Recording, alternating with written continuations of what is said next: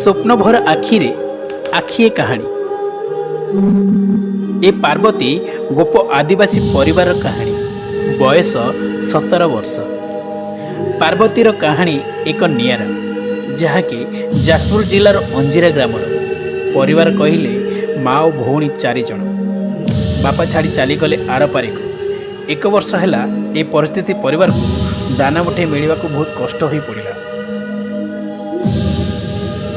बापार बोझ माँ चंपा नहीं थिला। मूल मजूरी करी दिन को 2 मुठा खाइबा देबा बड़ कष्ट हो पड़ा। पुओ झील केतोटी आपनकर स्वामी केते वर्ष बटे थैलेनी? बर्तन घर केमती चलुची कि पिला मानु ने कि केमती पाठ पढौचंती ती कहिबे? पिला को सेंती कष्ट करी पाठ पढौची आ जुआड़ 2 पैसा रोजगार करूची पाठ पढौची। एठी पार्वतीर पाठ पढ़ा को किए बा देखिब। पार्वतीर पढ़िबा इच्छा शक्ति थिले भी से नीरव होई पड़े, कारण बड़ भौणी संजीवती जणे एनआईटी रो एमबीए स्टूडेंट। एई बड़ भौणीर भविष्य को देखी नीरव साजिची पार्वती आखिर स्वप्न आखिरे रहीगला, कारण से आदिवासी संप्रदायर गरीब परिवार। 10th क्लास पास कर लेनी? कौन ना तुम्हारो? पार्वती गो।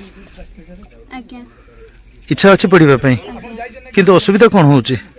असुविधा या जे कि बापांकर होची 1.5 वर्ष हलानी डेट हो जाइची, तो एबे इनकम भी हमर ही पारनी, तो मां जाय कि मूल्य लागे कि टंका आनुचंती सेथि पई आ सरकार कौन जणेबे?